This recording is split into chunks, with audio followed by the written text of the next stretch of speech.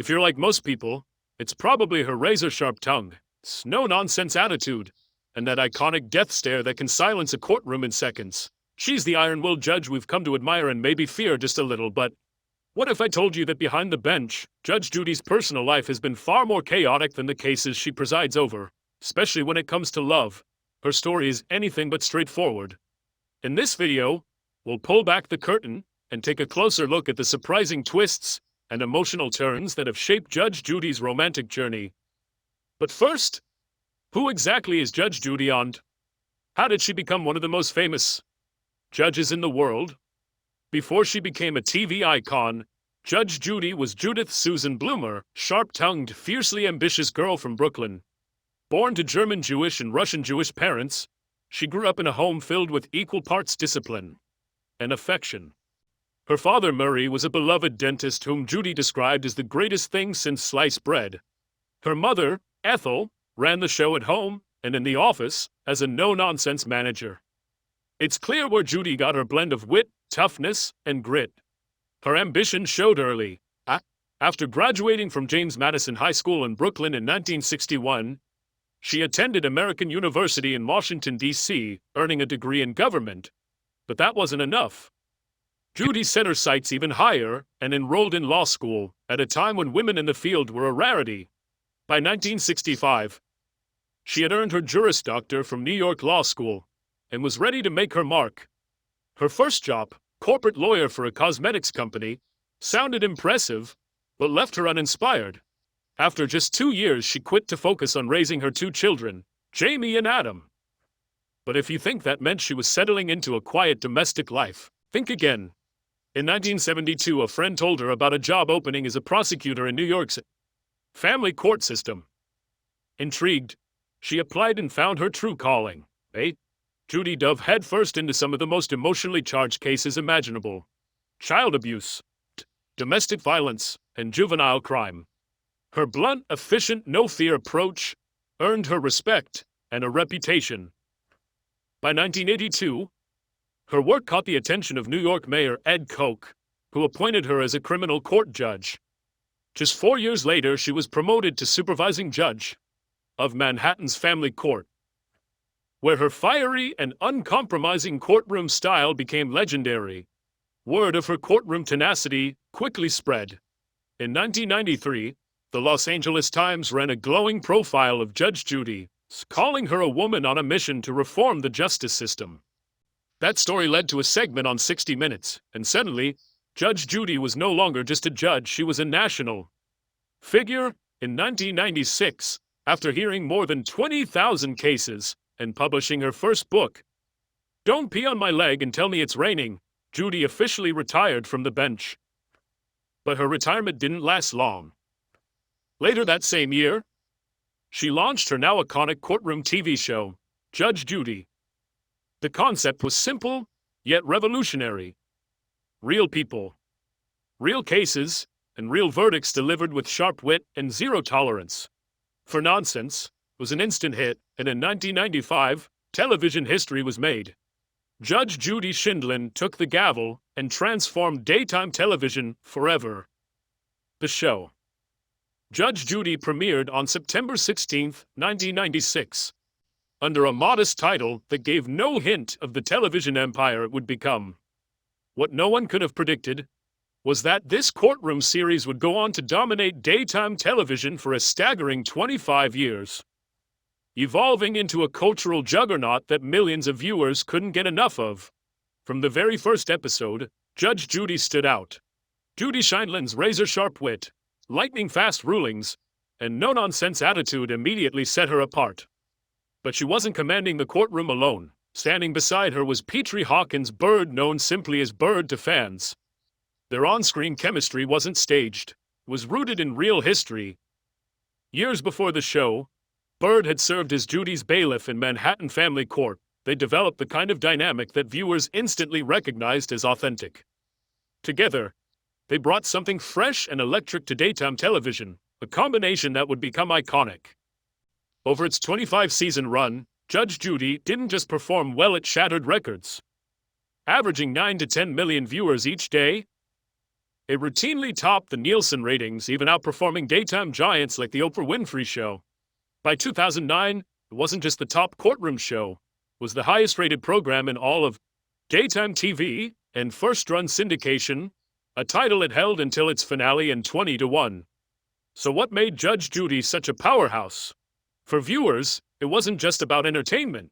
It was about justice, delivered in a way they rarely saw in real courtrooms. Judge Judy didn't have time for excuses, drawn-out drama, or legal loopholes. She listened, ruled, and moved on with a precision and authority that felt like sweet vindication. Her no-fluff, cut-to-the-truth style gave audiences exactly what they craved: swift and unapologetic justice. And let's face it, who doesn't love watching someone get put in their place when they deserve it? Judge Judy's influence extended well beyond the television screen. In a 2013 Reader's Digest poll, Americans said they trusted her more than the U.S. Supreme Court, a jaw-dropping reflection of her cultural impact. She wasn't just a TV judge. She became a symbol of plain-spoken truth and accountability. Its presence could be felt in everything from The Simpsons to Saturday Night Live. And she was even named one of VH1's 200 greatest pop culture icons. Hollywood took notice. She earned a star on the Hollywood Walk of Fame in 2006 and was inducted into the Broadcasting and Cable Hall of Fame in 2012.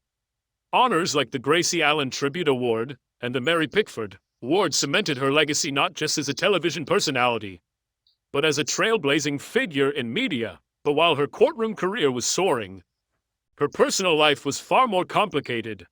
In 1964, at just 20 years old, Judy married Ronald Levy, a fellow attorney. On paper, it seemed like the beginning of a promising partnership. She was fresh out of law school, ambitious, driven, and eager to balance a legal career with family life.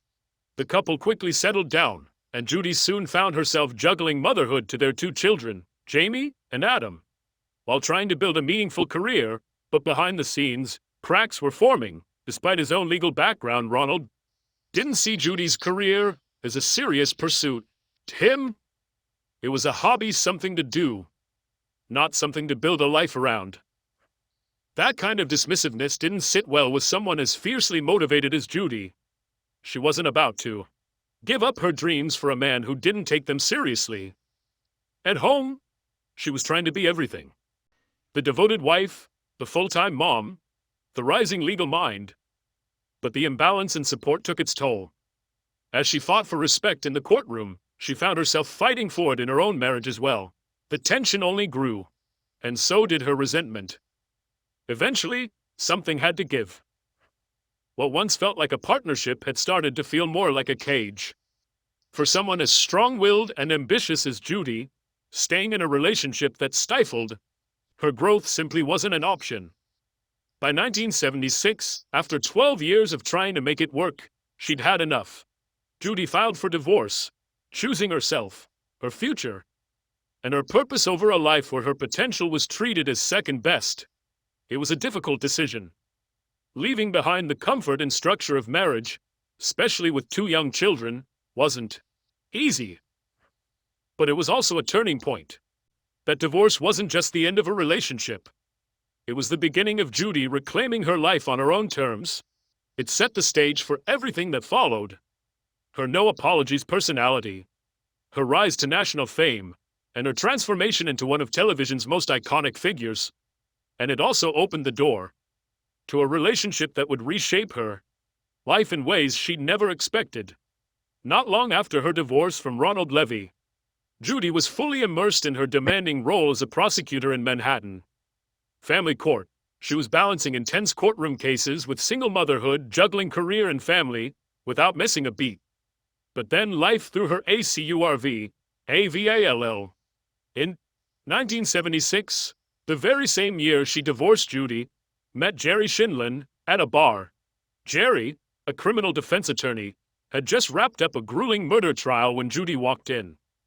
True to form, she didn't wait for introductions. She walked right up to him and confronted him with her trademark directness. It wasn't exactly a meet-cute, but it got his attention. That boldness, the confidence, the energy. Jerry was intrigued. What began as a chance encounter quickly developed into a whirlwind romance. But like anything worth having, their relationship didn't come without complications. At the time, Jerry was still technically married, separated, but not divorced. When he suggested that he and Judy just live together, she shut that idea down. Immediately, Judy wasn't interested in anything casual. She wanted commitment. She made that crystal clear. After some back and forth, Jerry finalized his divorce, and in 1977, he and Judy tied the knot. Jerry Shinlin brought his own impressive resume to the table. A native New Yorker and Korean War veteran, he'd earned his law degree and carved out a respected career as a criminal defense attorney. By the time he met Judy, he was already well established in the legal world. He didn't stop there. In 1980, Jerry became a U.S. administrative law judge, later a trial judge in the New York Supreme Court. He was more than a legal powerhouse. He was also a writer, publishing books on complex topics like DNA evidence.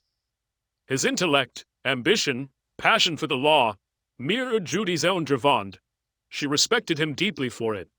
Their relationship was built not just on love, but on mutual admiration and challenge. They pushed each other, supported each other, inspired each other. They weren't just partners in life, they were partners in ambition. When Jerry Shinlin was offered a role as the presiding judge on the People's Court, it was Judy who urged him to take the leap. Even though Judge Judy had already made her a household name, she saw the same spark in Jerry that others saw in her. She believed he could bring something unique to television, and she wasn't wrong. His time on the People's Court was relatively brief, but it was a testament to their dynamic partnership and the unwavering way they supported each other's dreams. But, like many blended families, theirs wasn't without its challenges. With 5 children between them, Judy and Jerry knew that harmony at home was critical. Jerry made it clear early on, if the kids couldn't get along, the relationship wouldn't be worth it.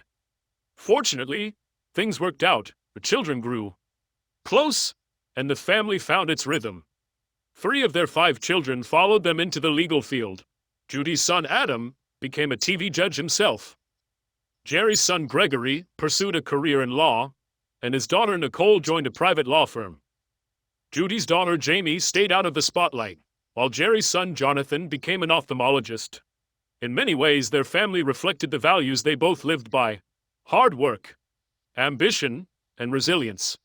Still, even the strongest relationships face storms, and theirs was no exception.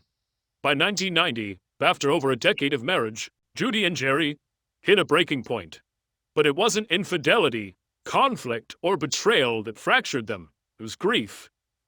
Judy's father, Murray Bloom, the man she'd long called her hero, had passed away. The loss devastated her, at a time when she needed emotional support more than ever. Jerry, for all his love, didn't know how to be what she needed. He had always relied on Judy to be the strong one, the one who kept things running. But now, Judy needed him to step up, to take care of her. Even just for a while, and he didn't know how. Frustrated and emotionally exhausted, Judy issued an ultimatum. If Jerry couldn't be there for her in a real and present way, she would leave. Jerry, perhaps not fully grasping how serious she was, dismissed it, thinking she wouldn't actually go through with it. She did. The next day, Judy filed for divorce. There was no dramatic confrontation, no messy back and forth. Just a quiet, painful end to a marriage that had once been full of fire and promise. She wasn't acting out of spite. She needed space to grieve, to regroup, and to reclaim her emotional strength. But something unexpected happened during that time apart. Both Judy and Jerry realized something profound. They missed each other deeply.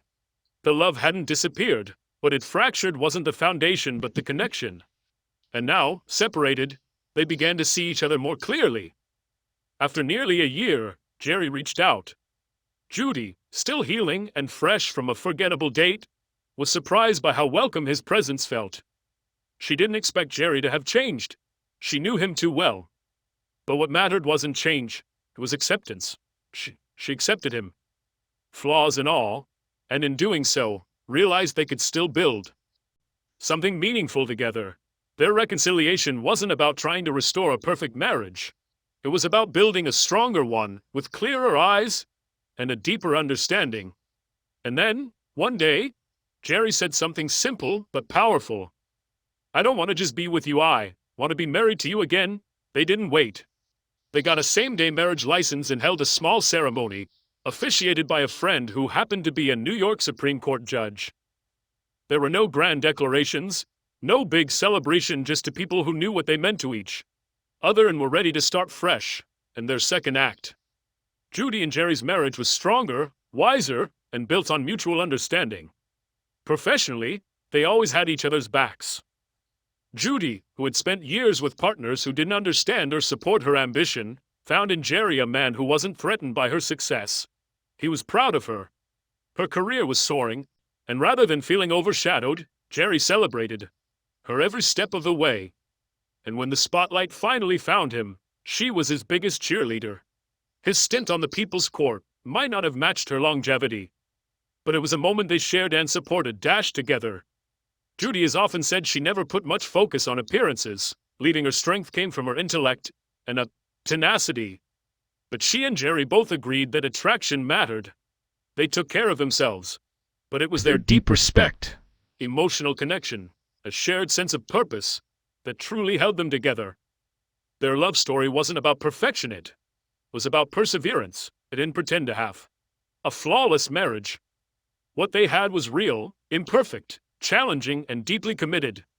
Through grief, career pressures, personal growth, and even divorce, they chose each other again, and in doing so, they proved something rare, that real love isn't always smooth, but it is worth fighting for.